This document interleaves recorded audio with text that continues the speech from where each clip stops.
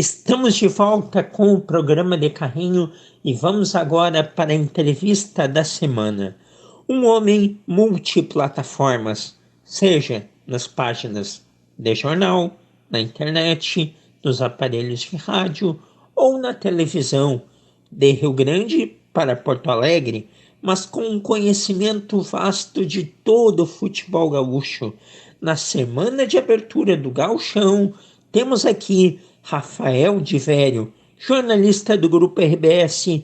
Boa tarde, de Vério. Seja muito bem-vindo ao programa de carrinho.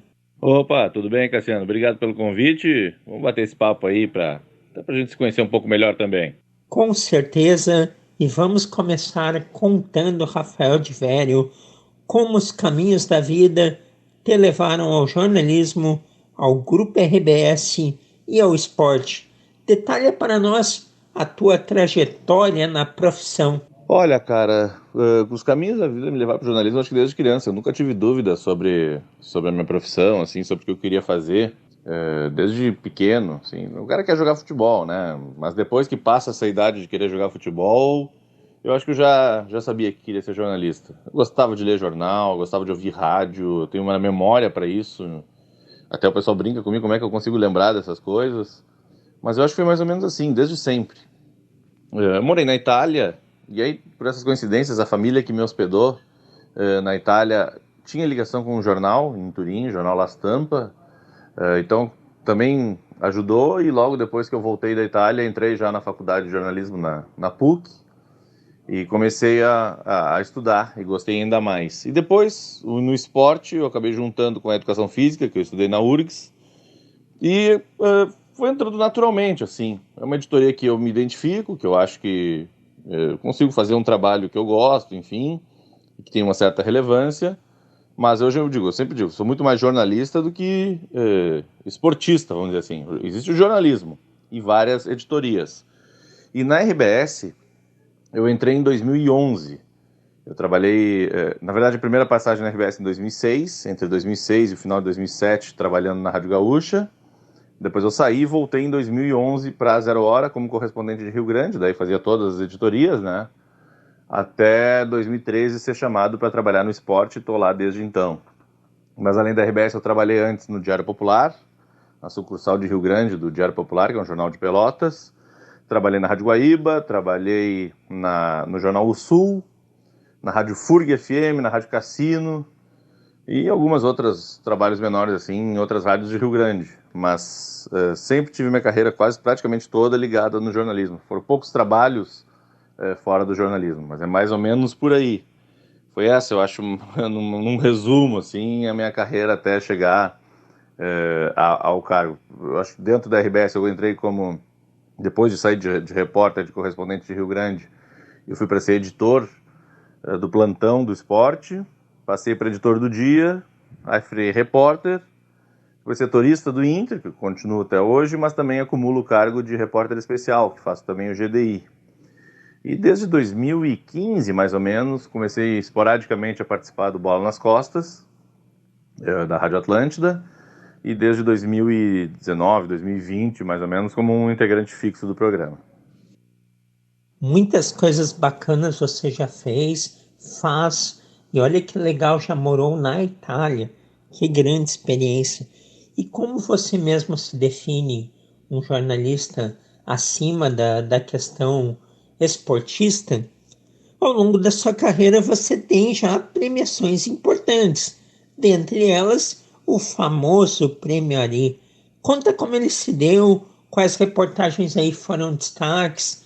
Lembra aí a galera que não se recorda, ou até a galera que não conhece essas histórias aí que você já viveu e já retratou no rádio e nas páginas de jornais.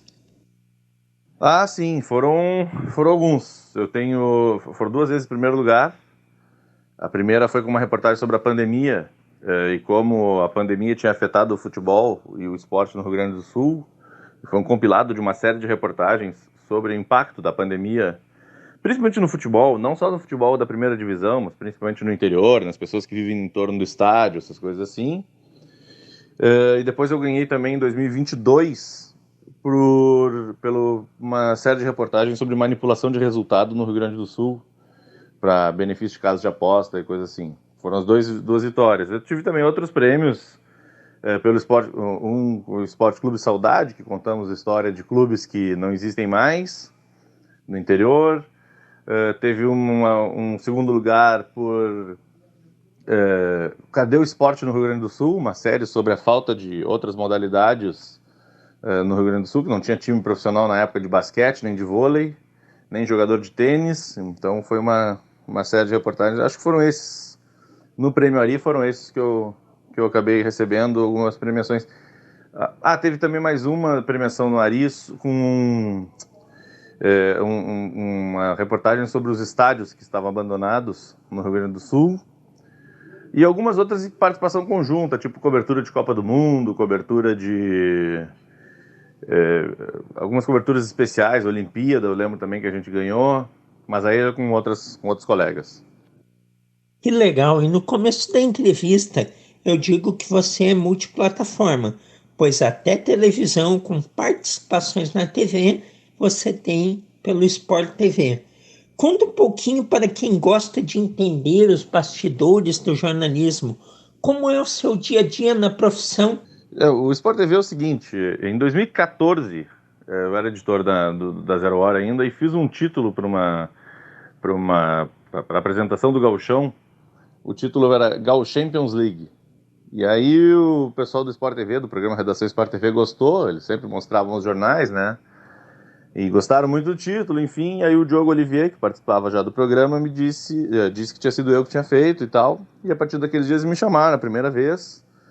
E desde então eu tenho sido uma espécie de reserva do Maurício Saraiva no Seleção Sport TV, no programa da tarde.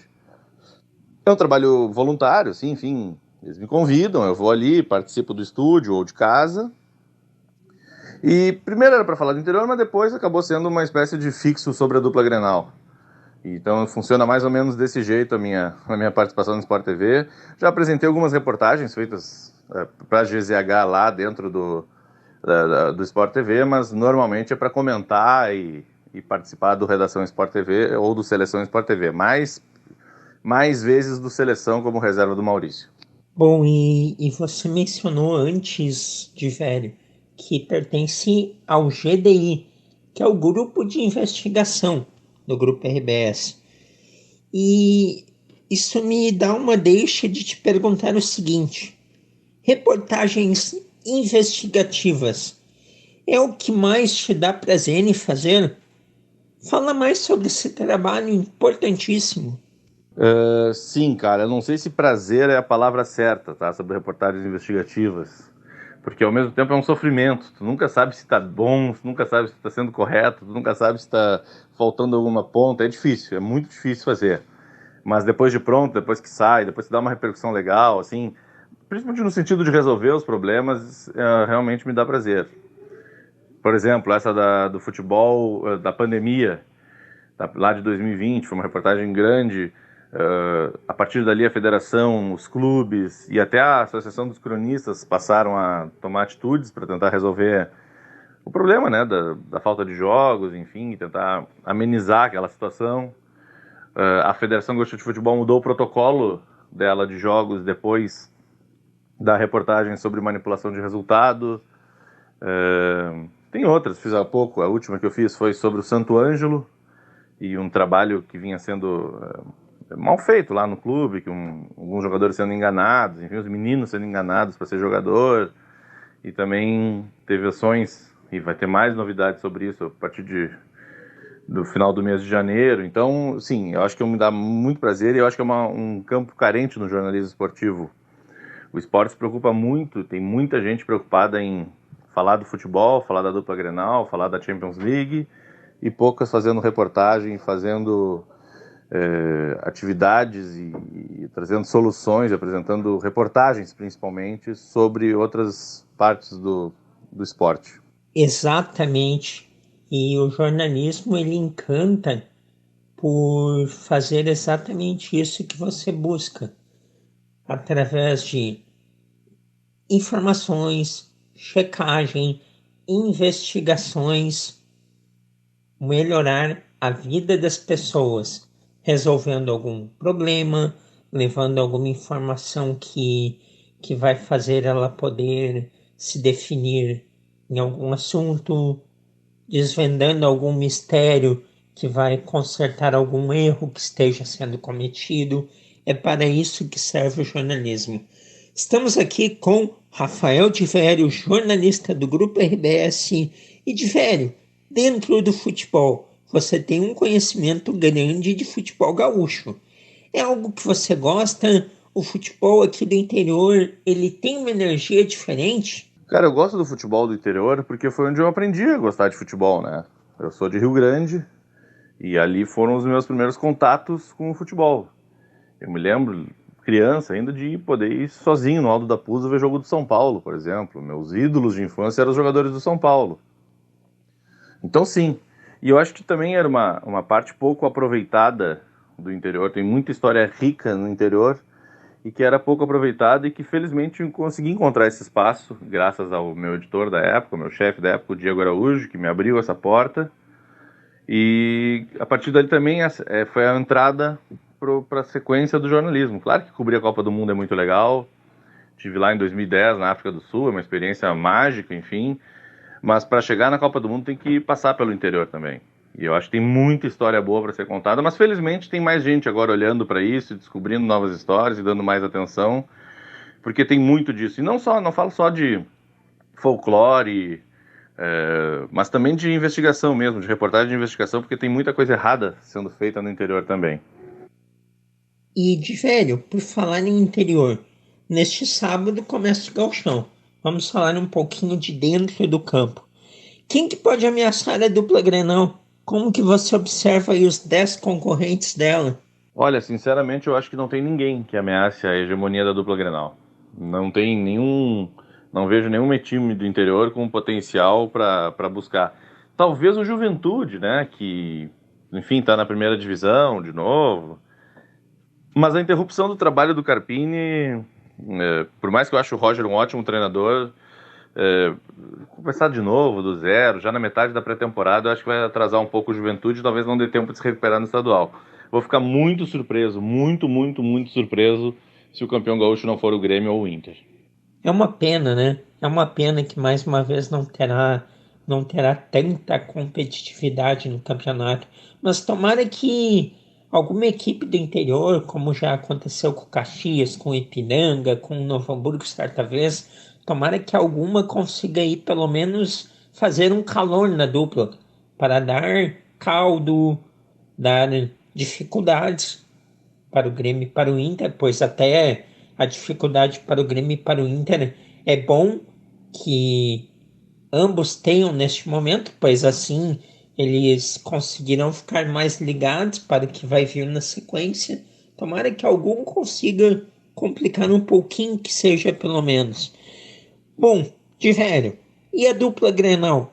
Qual a sua expectativa para esta temporada? Olha, da dupla Grenal, uma expectativa um pouco melhor do que 2023, apesar de achar que 2023 teve um bom ano, assim, dentro das possibilidades. O Inter reforçou o time, já tinha um time que eu considerava bom e que perdeu a Libertadores num detalhe. Acho que naquele momento do campeonato o Inter jogava o melhor futebol entre os quatro. Talvez na final, eventualmente, o Palmeiras fosse melhor. Mas naquele momento eu acho que o Inter jogava melhor do que todo mundo e que perdeu um campeonato em 6 minutos. Acontece, faz parte do futebol, já se ganhou em 6 minutos, já se perdeu em 6 minutos também. Mas além disso o Inter renovou, contratou jogadores novos, contratou Borré, contratou o Alário, trouxe um goleiro para ser opção ao Rocher. Tem que ver como o Inter vai sobreviver ao período da Copa América, né? Porque vai perder alguns dos jogadores por muito tempo. Acho que mais uma ou duas peças de reposição, um lateral esquerdo, um volante, enfim, o Inter fica com um time muito forte, com possibilidade de disputar bem o Campeonato Brasileiro, no qual eu espero que o Inter priorize. E priorize eu quero dizer o seguinte: se tiver um jogo no sábado pelo Brasileirão e na terça pela Sul-Americana, que bote o time titular no Brasileirão e que bote o time reserva, ou os suplentes, enfim, na Sul-Americana ou na Copa do Brasil. E do lado do Grêmio, eu tenho uma incógnita, porque o time do Grêmio ficou muito condicionado ao Soares. É uma peça muito diferente do resto do time. E saiu esse jogador, e até agora não apareceu uma reposição. O Soteldo é bom jogador, enfim, mas eu não sei se ele é muito melhor do que o Ferreira.